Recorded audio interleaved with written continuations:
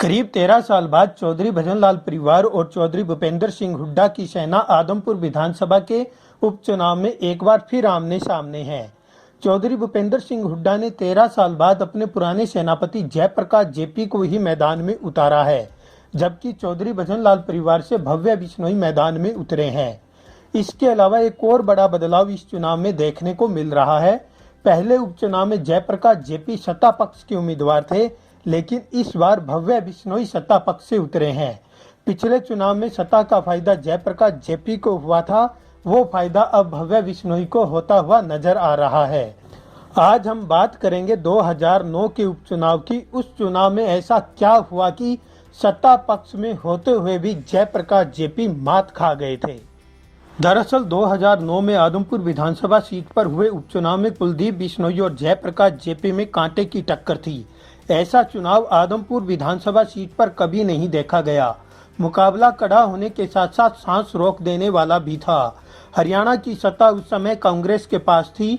Chaudhary Bhupendra Singh Hooda CM थे। इस चुनाव में हुड्डा सरकार की पूरी सेना आदमपुर विधानसभा में पसरी हुई थी। सट्टा बाजार भी उस समय कांग्रेस की जीत को दिखाने लगा था। सभी सर्वे कांग्रेस के पक्ष में जा रहे थे, लेकिन चुनाव से एक दिन पहले चौधरी भजनलाल के नाम का इमोशनल कार्ड खेला गया।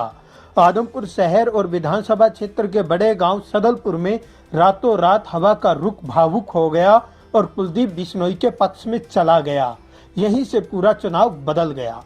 इस चुनाव में चौधरी भूपेंद्र सिंह हुड्डा और राजनीति के बड़े खिलाड़ी जयप्रकाश जेपी गांव सदलपुर और आदमपुर शहर के वोटरों से मात खा गए।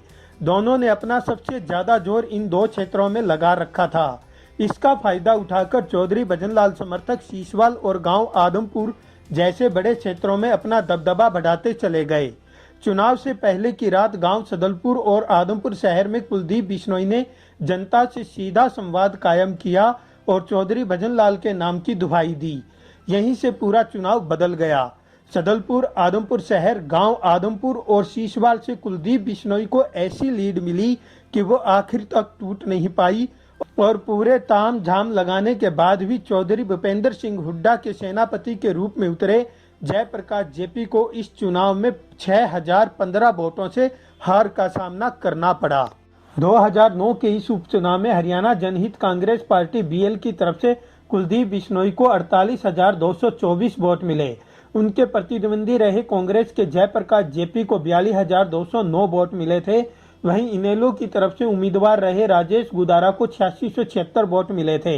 इस चुनाव में बसपा प्रत्याशी राजेश कुमार को 2930 वोट मिले, जबकि 5वें नंबर रही भाजपा के उम्मीदवार पवन खारिया ने 1210 वोट प्राप्त किए थे। इस चुनाव की सबसे बड़ी खासियत यह रही कि चौधरी भजनलाल को अपने क्षेत्र में करीब 7% वोट कम मिले।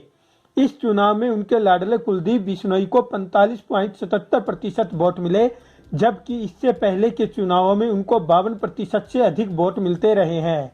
इनेलो का स्थायी वोट बैंक आदमपुर क्षेत्र में सदा से 15,000 के आसपास का रहा है, लेकिन इस चुनाव में करीब 7,000 वोटर इनेलो से छिटककर कांग्रेस की झोली में जा बैठे।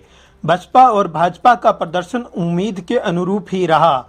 कुल मिलाकर कहा जा सकता है कि 2009 का उपचुनाव आदमपुर के इतिहास का पहला ऐसा चुनाव था जब चौधरी भजनलाल के खिलाफ के वोट एक साथ एक मंच पर आकर उनको कड़ी चुनौती पेश करने में कामयाब हुए थे। अब 13 साल बाद 2022 में चौधरी भूपेंद्र सिंह हुड्डा और जयप्रकाश जेपी फिर से चौधरी भजनलाल के खिलाफत वाले वोटरों को एकजुट करने में लगे हुए हैं। वे इसमें कितने कामयाब होते हैं, यह चुनाव के नतीजों के बाद ही पता चल पाएगा।